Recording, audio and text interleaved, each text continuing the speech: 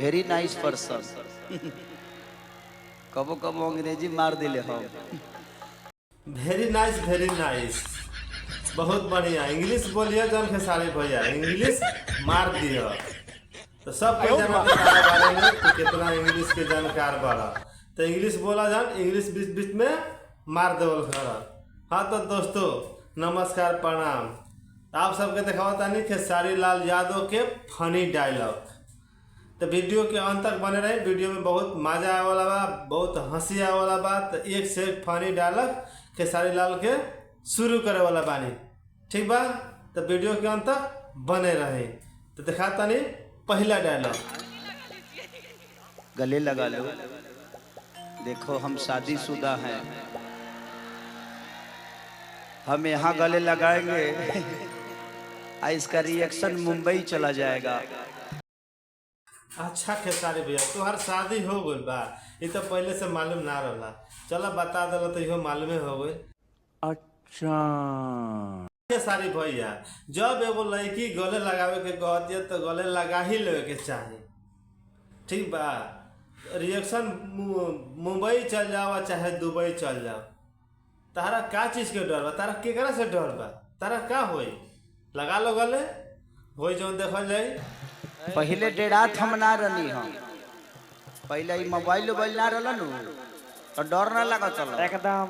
अबे मैं कितना जना लाइव कर लो है, हमार मौगी रात भर ना सूती।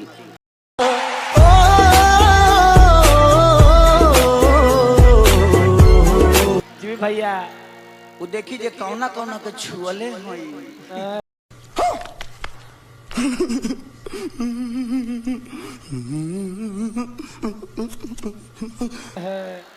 ओकरा बाद जौन हमरे के छुए ले नु,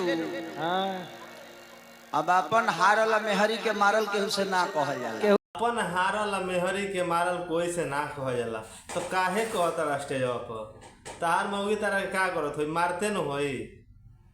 हालांकि तारा से मेहरारू तार बरियार बिया, तारा से मोट बिया, दुहले उठा के पटकिए देते तो तारा का दिक्कत? जो बतावल जरूरी बा। मैंने ब्याह के बाद मैंने कामे करे खातिर मिली है। हाँ तारा ढेर मजा नहीं खेल मजा तो आवते बा, सबके मजा आवता। जे तार वीडियो देखा था ना तो मजा आवता। अब घरे मेहरारू से पिटा के आके स्टेज पर सबके से कहब तो मजा केकरा ना आई हैं? घर के बात घरे में रख खेसारी भैया। ये पब्लिक कल जरूरी नहीं खे, भले तार मेहरारू मारत होके चाहे गरियावत होके, ओकरा के घरे रहे था, ठीक बा। अब हे देवता लोग खाती जवना काम खाती हम आइल बानी।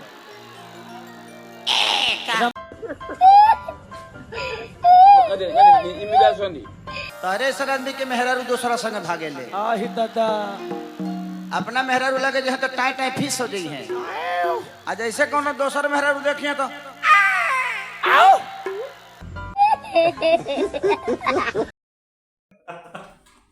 मारे ओकरा बारे में तोहरा जानकारी बा। दूसरा के मेहरारू भी जाए तो टंच हो जाए, अपना मेहरारू भी जाए तो टाई टाई फीस हो जाए। क्या खेसारी भैया ये कहाँ से याद करके बतिया आवेला स्टेजवा पर कहे खातिर हैं? लिख के आवेला कि दिमाग में सोच के आवेला हैं? गजब। लेकिन मैं अपने घर में मैं किसी का पति हूँ तो वो कबो कबो खिसियाले तो हम ओकर गोड़ उड़ दबाई ले। जी भैया दबावे की चाहिए, मेहरारू को गोड़ दबालो से बहुत फायदा मिलेला। हाँ शाबाश बेटा, बहुत बढ़िया। भैया काहे गोड़ दबावल जाई? बिना गोड़ दबावल ही हमन के फायदा मिल जाता, टाइम पर सही सुबह शाम मिल जाता। तो काहे दबावल जाई बताइबो? दाल भात चोखा भुंजिया अचार टाइम टाइम पर मिल जाता तो दबाई। हाँ का हाल बा जगदेव भाई? Very nice excellent. ओनियो बड़ा लोग का देख लेनी। हाँ देखियो ने हमारे मौसी का लड़का हो भाई जो एक नंबर वही रही है।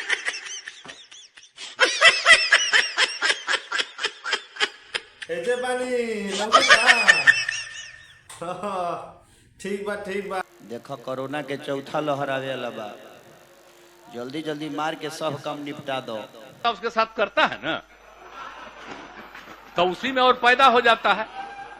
और लड़की पढ़ लेती है तो हमको मालूम था कि वो करेगा ठीक है, लेकिन अंतिम में भीतर मत घुसाओ, उसको बाहर कर दो। तहरा रहते ओकरा का चीज के दिक्कत बा? ध के निपटा दे एक दिन। कोरोना के चौथा लहर आओ चाहे 8वां लहर आओ, का फर्क पड़े वाला बा ओकरा? देख लो एक दिन फिर आ जाओ। इतना बड़ा स्टार के रहते हुए एगो डांसर के का बा? ना तो चौथा लहर में तू घेरा जाए दिक्कत हो जाई। ई कब चौथा लहर आ जाई? एक से एक स्कीम निकला था सरकार में भाई। केंद्र सरकार को स्कीम निकाल दे, चौथा लहर घुस जाई, दिक्कत में पड़ जाइबू। हाँ हाँ हाँ हाँ विनोद, एक नंबर विनोद हो। ओनिए से हम इन्हें आवत रहा। हटा ए दीदी, है हटा ना तू साइड प्लीज। तू साइड रहो हो दीदी। था एक नंबर हम आवत रहा, खाली तू लो हिलावत रहियो ने हाथ। अरे विनोद, ये क्यों नहीं है? ये क्यों ना के दीदी कहते रे? तो देखता देखता देखता ए दीदी, है हटा ना तू दीदी तनी साइड सामने प्लीज। आओ। तू साइड रहो हो दीदी। था तू यारो, एक नंबर हम आवत। तू क्या करेलू है?